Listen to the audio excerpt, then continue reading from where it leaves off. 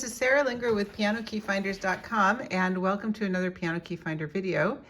The cards that you see in this video can be found at PianoKeyFinders.com.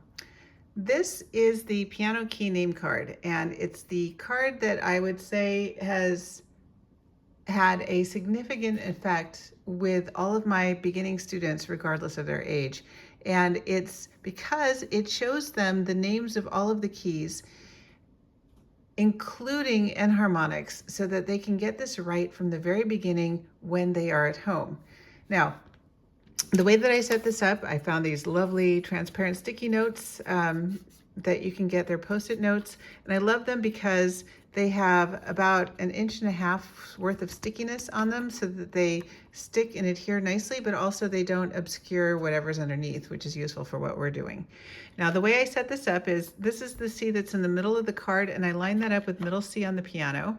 And it just so happens that this card is the same width as the notes on the grand staff from the bottom line to the top line. So here's my 2-scale grand staff, and you'll see that the bottom line here, that's a G, and this one up here is an F. And if I put the F and the G here, then this grand staff lines up, so that's the range of the card.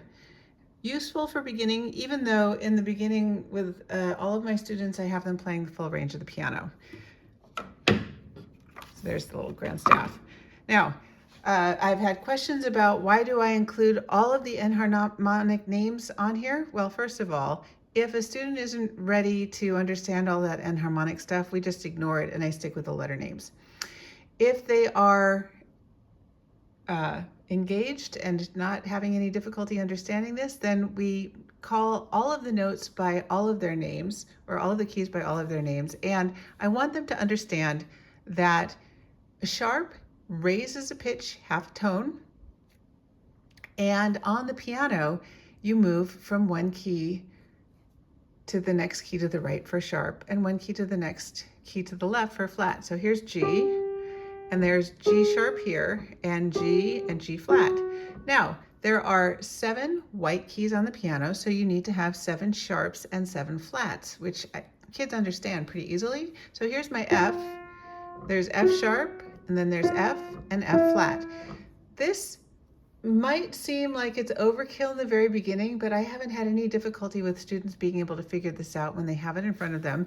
And it's useful for me because in October we play Giant Stew, which is the Musicland version of In the Hall of the Mountain King, and they need to be able to know what a C flat is, or perhaps an E sharp. I can't remember which one I included in the version.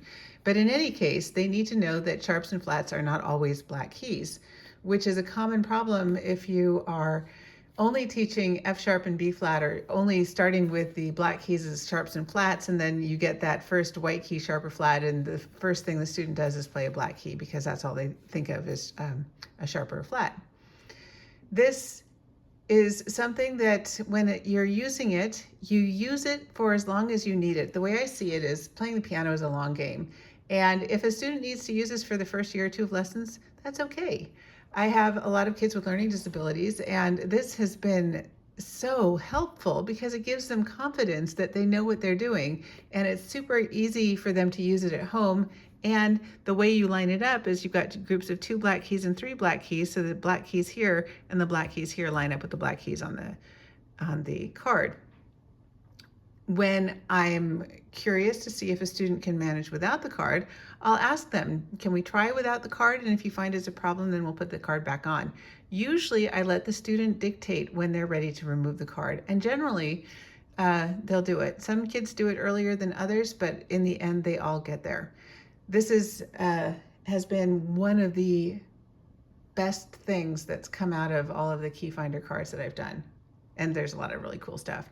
So all I wanted to show here was how I use this. I use it with all of my students. I use it with my adult students. I also have found that sometimes if you're getting a student from a different culture where they learned the note names as solfege, like do, re, mi, fa, sol, la, si, this is super helpful because even though they know how to read the music, they may not remember the letter names of the notes. And so having the letter names in there is also very useful. So anyway, you can find this card and the Grand Staff card at pianokeyfinders.com. And this is Sarah Lindgren, and thanks for your time.